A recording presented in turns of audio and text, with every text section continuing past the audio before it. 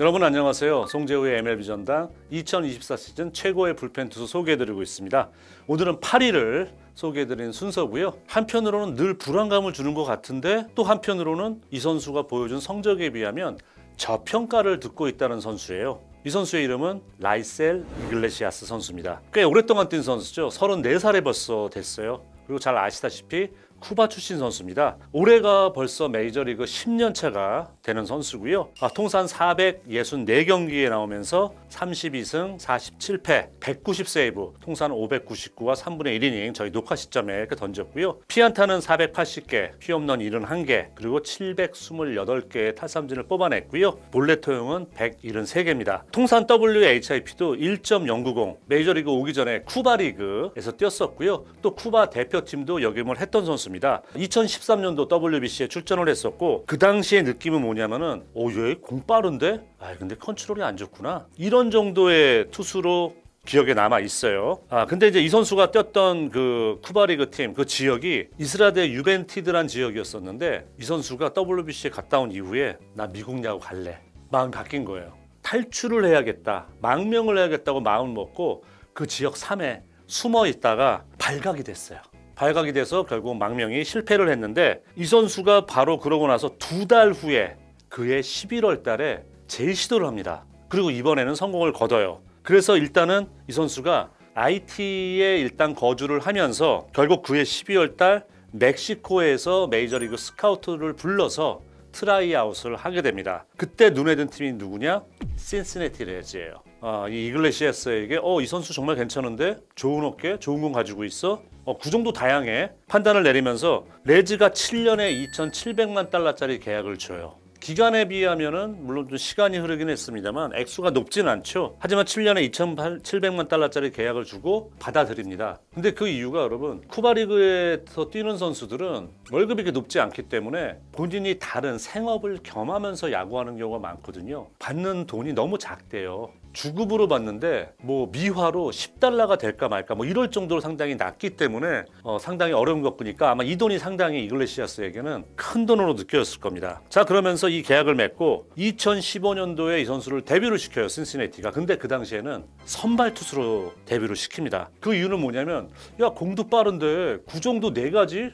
그 4가지 구종이 다 나쁘지 않아, 충분히 선발로 성공할 수 있어라는 판단을 내렸어요. 근데 한 가지 맹점이 있습니다. 이 이글레시아스 선수는요, 쿠바리그 뛸 당시에도 거의 불펜 투수로 뛰었던, 한마디로 프로 레벨에서 선발 투수의 경험이 거의 없는 선수예요. 메이저리그 스카우트의 시각만 믿고 선발 투수 데뷔를 시켰는데, 물론 이 첫 해부터 2번의 부상이 있기도 했습니다만은 성적이 두드러지지 않았어요. 18경기에 나가서 3승 7패 4.15의 성적을 내면서 아주 뚜렷한 성적을 내지 못했어요. 그 이듬해 2016년도에도 신시내티는 아직 포기하지 않았습니다. 그런데 성공이 아니에요. 불과 선발로 5경기 나간 다음에 안 되겠다, 그 전 시즌보다 선발 성적이 더 안 좋은 거예요. 그래서 결국은 이글레시아스를 불펜으로 전향을 시키게 되고, 이때부터 이글레시아스가 성공을 하기 시작합니다. 불펜으로 옮기자마자 세러맨을 주로 맡고 가끔씩 마무리로 나가면서 37경기 나가서 3승 2패 6세이브 2.53, 일단 평균 구속상으로 점프를 해요. 이 선수가 선발로 나왔을 때는 평균 구속이 94.3마일 정도밖에 안 나왔어요. 느린 공 아닙니다. 엄청 빠른 공도 아니었거든요. 하지만 불펜으로 넘어오니까 무려 평균 구속을 3, 4마일에 점프를 한 거예요. 그러면서 다양한 구종까지 갖췄으니까 불펜으로서 이 선수 원래 자기 자리 찾아간 거 아닙니까? 빠른 적응을 하면서 성적이 상승을 하기 시작한 거죠. 자, 그러면서 2017년도 63경기에 나가서 3승 3패에 28세이브, 불펜으로 전환한 지 2년차 됐을 때 이미 마무리 투수가 된 거예요. 2018년도는 66경기에서 2승 5패 30세이브, 2019년도는 68경기 나오면서 본인이 한 시즌 최다 경기 출장 기록도 세웠고 3승 12패 34세이브, 34세이브는 커리어 하인데, 이때 좀 이 선수가 기복이 있었어요. 아마 그래서 그때 이미지가 좀 이글레시아스 선수에게 많이 남아있는 게 아닌가 싶은데, 평균 자책점이 4.16, 어떻게 보면 마무리 투수로서 4점대는 낙제점이잖아요. 그래서 그때 이미지가 좀 많이 만들어진 것 같아요. 하지만 그 이듬해 2020년도에 반전을 가져오면서 단축 시즌이었지 않습니까? 22경기 4승 4패 8세이브 2.74로 확실한 회복을 합니다. 하지만 신시내티에서는 이 선수가 그 전 시즌의 불안감이 남아있었던지 결국 엔젤스로 이글레시아스를 트레이드 시키게 되죠. 2021년 엔젤스 유니폼을 입고 첫 시즌입니다. 65경기 나가면서 7승 5패 34세이브 2.57 역시 준수한 성적이에요. 그리고 그해 12월 달에 4년에 5,800만 달러짜리로서 그 당시 마무리 투수는 상당히 좋은 조건의 계약을 맺는 거죠. 선발로 뛰었던 첫 해를 제외하고 마무리로 조금 좀 불안했던 해는 한 시즌밖에 없어요. 2019년. 나머지 시즌은 전부 다 준수하게 자기 역할을 했던 거예요. 그렇기 때문에 이런 좋은 조건의 계약을 얻을 수가 있었고요. 그러면 2022 시즌 한번 살펴볼까요? 엔젤스에서 39경기 나오면서 2승 6패 16세이브 다시 4.04의 좀 부진한 성적을 냅니다. 그러니까 엔젤스는 이미 그때 우리는 포스트시즌 못 가. 어떡하지? 이글레시아스를 트레이드 시킨 거죠. 트레이드를 받은 팀은 어디냐?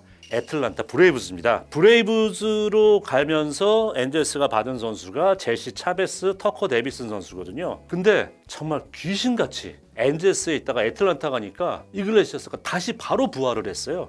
28경기 나와서 1세이브 0.34의 성적을 냅니다. 이 당시에는 뭐 들어가서 마무리 투수로 뛸 이유가 없었죠. 켄리 젠슨이 그때는 마무리가 있었기 때문에. 하지만 세런맨으로서 이렇게 뛰어난 성적을 보였기 때문에 지난 시즌 젠슨 아시다시피 보스턴하고 계약하고 떠났잖아요. 고민하지 않고 이글레시아스 선수를 마무리 투수로 기용을 합니다. 58경기 나와서 5승 4패 33세이브 평균 자책점도 2.75. 이글레시아스 선수도 왠지 모르게 불안해 이런 느낌이 늘 있었거든요. 근데 저도 오늘 이 순서를 소개해드리면서 이 선수에 대한 기록이라든가 이런 걸 쭉 정리를 해보니까 부진했던 시즌이 딱 한 시즌 반이에요. 근데 그때 이미지가 왜 이렇게 안 좋았는지 예전에 그 베니테스라는 볼티모어 오리올스의 마무리 투수가 정말로 어떻게 보면 강력한 파이어볼로로서 정규 시즌에 자기 성적을 다 좋게 냈거든요. 그런데 흠이 뭐냐? 중요한 경기, 큰 경기에서 두드려 맞으면서 베니테스 선수 하면 좀 왠지 약한 이미지가 있었어요. 이글레시아스 선수도 약간 그런 이미지가 없지 않아 있었다는 거죠. 하지만 꾸준하게 자기 관리하면서